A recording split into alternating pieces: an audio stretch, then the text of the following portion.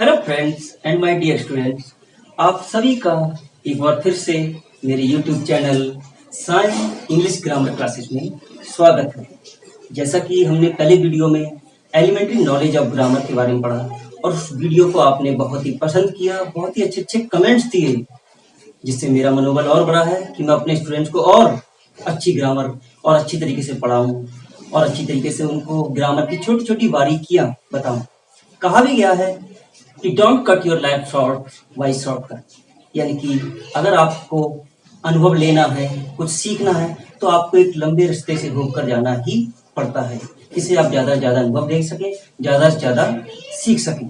तो आज हम उसी एलिमेंट्री नॉलेज ऑफ ग्रामर को आगे बढ़ाते हुए आज अपना दूसरा वीडियो स्टार्ट करते हैं, और जिस चैप्टर का नाम है पार्ट्स ऑफ स्पीच, जो कि बहुत ही इम्पोर्टेंट होता है। जैसा कि हम सभी जानते हैं, हमारे शरीर का प्रत्येक अंग बहुत ही महत्वपूर्ण है और प्रत्येक अंग का अपना एक महत्वपूर्ण कार्य होता है, जिसके द्वारा हमें शरीर में अपने विभिन्न अंगों की कार्य क्षमता का पता चलता है। ठीक उसी प्रकार से हमारे पार्ट्स ऑफ स्पीच, यानी कि एक स्पीच या वाक्य के कुछ भाग होते हैं, और वो भाग भी उतने ही महत्वपूर्ण होते हैं जितने हमारे शरीर के प्रत्येक अंग। सबसे पहले हम देखते हैं पार्ट्स ऑफ स्पीच, यानी कि सेंटेंस के बारे में। सेंटेंस क्या होता है, एक बार उसको और क्लियर कर लेते हैं।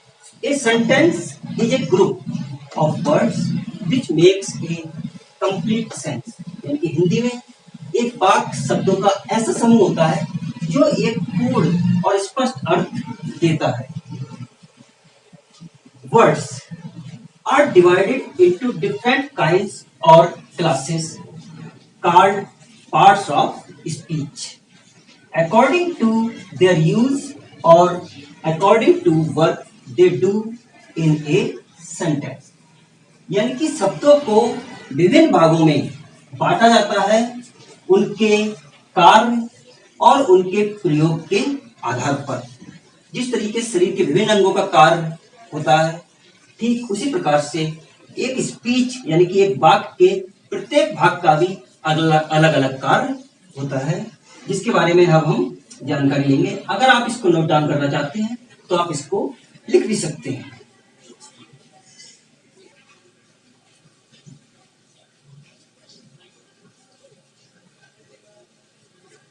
इंग्लिश में एक बहुत मशहूर कहावत है, don't cut your life short by shortcut, यानी कि हमें अगर कुछ ज्ञान प्राप्त करना है, वो भी बहुत अच्छी तरीके से, तो हमें छोटी छोटी बातों पर ध्यान देना पड़ता है। जैसे कि मैंने YouTube पर बहुत सी वीडियोज देखी हैं जो 2-2 घंटे की वीडियो होती हैं, और 2 घंटे में पूरा ट्रांसलेशन यानी कि सभी टेंसेस को सिखा दिया जाता है। मुझे बड़ा अजीब लगता है कि कैसे उसको सीख पाते हैं, लेकिन मेरा तरीका थोड़ा सा अलग है। मैं हर चीज़ को बहुत ही बारीकी से सिखाना चाहता हूँ, जिससे कि आपके दिमाग से, आपके माइंड से वो चीज़ बाहर ना जाए। तो अब हम बात करेंगे फिर से पार्ट्स ऑफ स्पीच के बारे में, यानी कि एक वाक्य या एक कथन या शब्द के विभिन्न भाग। तो एक सेंटेंस के बहुत सारे भाग यानी कि वर्ड्स को 8 भागों में बांटा गया है, या डिफरेंट पार्ट होते हैं 8। और ये कौन कौन से होते हैं, इनके बारे में विस्तृत जानकारी मैं आपको अपनी अगली वीडियो में दूंगा। और अगर आप उस वीडियो को देखेंगे तो आपको अपने कॉम्पिटिशन्स की तैयारी में भी बहुत हेल्प मिलेगी, क्योंकि मैं नाउन्स को कुछ इस तरीके से समझाने जा रहा हूँ कि आपको लगेगा कि हाँ, आपने कुछ सीखा। तो देखते हैं पार्ट्स ऑफ स्पीच, यानी कि एक स्पीच के विभिन्न पार्ट्स। तो इन वर्ड्स को 8 विभिन्न भागों में बांटा गया, जैसे कि मैंने बताया। सबसे पहला आता है आपका नाउन। नाउन यानी कि जिसे हम हिंदी में कहते हैं संज्ञा। आप जहां दृष्टि दौड़ाएं, जहां आप देखें, वहां पर जितनी भी आपको वस्तु दिखाई देती हैं, और जो ना दिखने वाली है, महसूस करने वाली भी है, फील करने वाली है, उनको भी हम नाउन यानी कि संज्ञा में जोड़ते हैं। प्रोनाउन यानी कि सर्वनाम, यानी कि प्रोनाउन का मतलब होता है जब हम नाउन के स्थान पर किसी शब्द का इस्तेमाल करते हैं तो वो हमारे प्रोनाउन यानी कि सर्वनाम कहलाते हैं। तीसरा है हमारा पार्ट्स ऑफ स्पीच का भाग एडजेक्टिव, यानी कि विशेषण। विशेषण यानी कि जो विशेषता बताते हैं, किसकी विशेषता बताते हैं, वो विशेषता बताते हैं नाउन या प्रोनाउन यानी कि संज्ञा या सर्वनाम की। तो ऐसे शब्दों को हम एडजेक्टिव यानी कि विशेषण कहते हैं। चौथा शब्द है हमारा वर्ब, क्रिया, किसी कार्य को करना। तो ये आपकी कहलाती है क्रिया। जैसे कोई व्यक्ति अगर कोई कार्य करता है तो वो आपका क्रिया कहलाती है। इसकी भी बहुत विस्तृत जानकारी मैं दूंगा आपको। एडवर्ब, एडवर्ब यानी कि क्रिया विशेषण। जैसा कि नाम से ही स्पष्ट होता है कि यह सब किसी क्रिया की विशेषता को बताता है, क्रिया की विशेषता बताता है, साथ ही एक दूसरे क्रिया विशेषण की विशेषता बताता है, और साथ ही साथ एक एडजेक्टिव यानी कि विशेषण की भी ये विशेषता बताता है। अगला है आपका प्रीपोजिशन यानी कि संबंध सूचक। संबंध सूचक का मतलब ये सब किसी नाउन से पहले आकर उस नाउन से या फिर उस नाउन के बाद में आकर उस नाउन से उसका संबंध बताते हैं। हमारा नेक्स्ट पार्ट ऑफ स्पीच है कंजंक्शन यानी कि संयोजक। कंजंक्शन दो शब्दों से मिलकर बना है, कन प्लस जंक्शन। कन का मतलब होता है आपस में और जंक्शन का मतलब होता है जोड़, यानी कि दो शब्दों, दो वाक्यों, दो फ्रेजेस, क्लॉजेस को आपस में जोड़ना। तो ये सब कहलाते हैं आपके संयोजक। और अगला पार्ट ऑफ स्पीच है इंटरजेक्शन यानी कि विस्मयादि बोधक। विस्मयादि बोधक यानी कि इंटरजेक्शन वो शब्द होते हैं जो हमारे हृदय की तीव्र भावनाओं, घृणा, प्यार, आश्चर्यजनक प्रकट करना, तो इन सारे शब्दों को जो प्रकट करते हैं वो हमारे कहलाते हैं इंटरजेक्शन यानी कि विस्मयादि बोधक। जैसे हमने कहा हुर्रा, ये खुशी का शब्द है जो हमारे खुशी प्रकट करता है, या एलास। तो इस तरीके के शब्दों को प्रयोग जो हम करते हैं वो हमारे इंटरजेक्शन यानी कि विस्मयादि बोधक के अंतर्गत आते हैं। तो हमने देखे कि हमारी ये 8 पार्ट्स ऑफ स्पीच जो कि अधिकतर किताबों में लिखी होते हैं ग्रामर की, noun, pronoun, adjective, verb, adverb, preposition, conjunction और इंटरजेक्शन। कुछ और भी मैंने किताबें देखी जिसमें कुछ और पार्ट्स ऑफ स्पीच बनाए गए। जैसे एक और पार्ट ऑफ स्पीच बनाया गया जिसे हम कहते हैं आर्टिकल। आर्टिकल यानी कि ए, एन और द का प्रयोग किस नाउन से पहले किस तरीके से किया जाता है। तो ये भी कुछ किताबों में पार्ट ऑफ स्पीच को बताया गया है।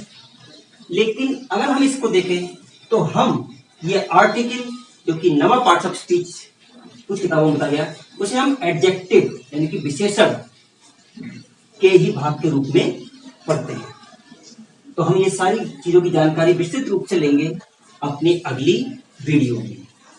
लेकिन मैं कुछ और बातें आपको बताना चाहता हूं जो आपके लिए बहुत ही इम्पोर्टेंट।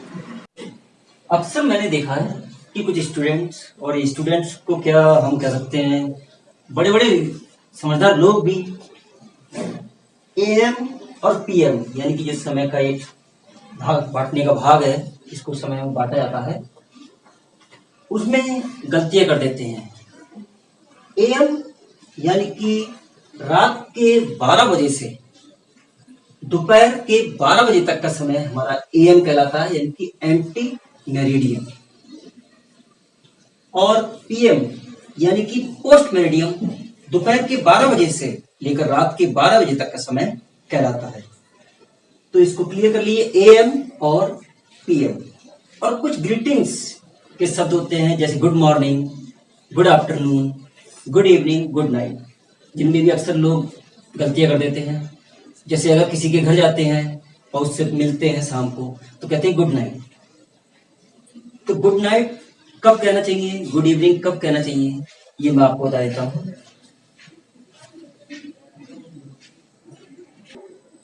तो ग्रीटिंग्स के जो शब्द होते हैं वो आपके good morning, good afternoon, good evening, good night. Good morning जब प्रातःकाल सुबह हम उठते हैं, और दोपहर के 12 बजे तक हम इस गुड मॉर्निंग शब्द का प्रयोग कर सकते हैं जब हम किसी से मिलते हैं। उसके पश्चात आता है गुड आफ्टरनून, यानी कि दोपहर के 12 बजे के बाद का समय और शाम 4 बजे तक, जो कि अधिकतर किताबों में भी बताया गया है, गुड आफ्टरनून का समय रहता है। और उसके बाद अगर हम किसी के घर जाते हैं, उससे मिलते हैं, तो हमें गुड नाइट ना कहकर हमें कहना चाहिए गुड इवनिंग। गुड इवनिंग हम जब किसी से मिलते हैं, चाहे वो रात के 12 बजे तक हो, अगर हम किसी से मिलते हैं तो हम उसको कहेंगे मिलते समय गुड इवनिंग। और जब विदा लेते हैं, जब रात में हम विदा लेते हैं किसी से, तो हमें यूज करना चाहिए गुड नाइट, शुभ रात्रि। तो गुड इवनिंग और गुड नाइट, गुड इवनिंग एक जब हम किसी से मिलते हैं तब का प्रयोग किया हुआ शब्द है, जो कि शाम के किसी भी समय में यूज किया जा सकता है, और गुड नाइट जब हम उससे विदा लेते हैं। तो बच्चे इसको ध्यान दीजिए, जिससे कि आप किसी के भी घर जाएं या किसी से मिलें तो सही ग्रीटिंग्स यानी कि सही शब्द का प्रयोग आप कर सकें। धन्यवाद। अब हम अगली वीडियो में मिलेंगे, जिसमें हम पार्ट ऑफ स्पीच के हर एक भाग को बहुत ही बारीकी से सीखेंगे